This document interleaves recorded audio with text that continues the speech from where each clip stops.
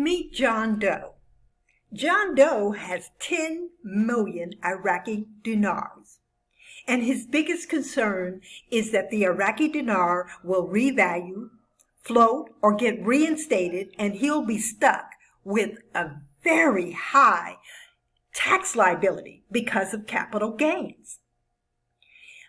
In 2019, he earned $72,000 with a federal withholding of $9,225.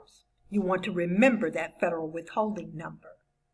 He's single and he's going to be filing standard deduction. Now, John Doe talked to his tax professional about ways that he could prepare himself to control his tax liability should the Iraqi dinar revalue or be worth a lot more in the near future. And this is what happened. The tax person convinced John Doe to purchase a luxury condominium on a side street in San Francisco to use it as a vacation rental, because as you know, the rents are exploding in San Francisco and the vacation rentals are pretty much always rented.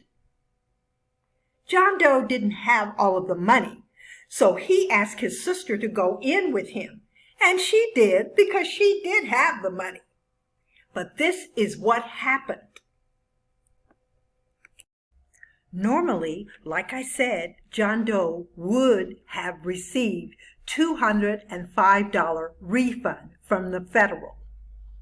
But because he lived in his sister's basement for over 5 years and saved every dime that he could, he was then able to purchase a small home in San Francisco off the main street, but close enough to everything so that he could use it as a vacation rental. Now, as you know, the vacation rentals in San Francisco, they're very expensive and they're oftentimes filled with vacationers and people from all over the world. So John Doe didn't want to put this on his Schedule A, and he didn't want to put it on a Schedule E. He didn't want it to be a residential residence where he would rent it out under a Schedule E. He wanted to put it on a Schedule C.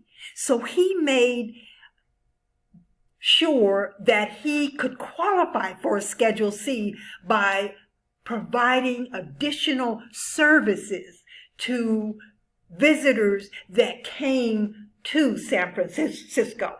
Like he would pick them up at the airport, he'd take them back to the airport, he would provide them with transportation to entertainment and transportation to different landmark tourist spots within the city, within the Bay Area. So he was able to put his small business onto a Schedule C. Now, true, this is on his digital agency is an online ad agency, and it didn't make a lot of money, but still, he put the money down and he bought this rental property. And as a result, the interest was $16,000 and he had other expenses. He had a $49,000 loss. Now, he can only do this, let's say, three out of 5 years before the IRS would ask him, is this a hobby or is this a project or a business for profit? So this is only going to happen in the beginning. And he doesn't want to use it as startup costs because startup costs have limitations. So this was very smart for the tax person to suggest that he put it on a Schedule C. The power of a Schedule C enabled John Doe to receive a federal refund of $8,204. And that is the power of a Schedule C.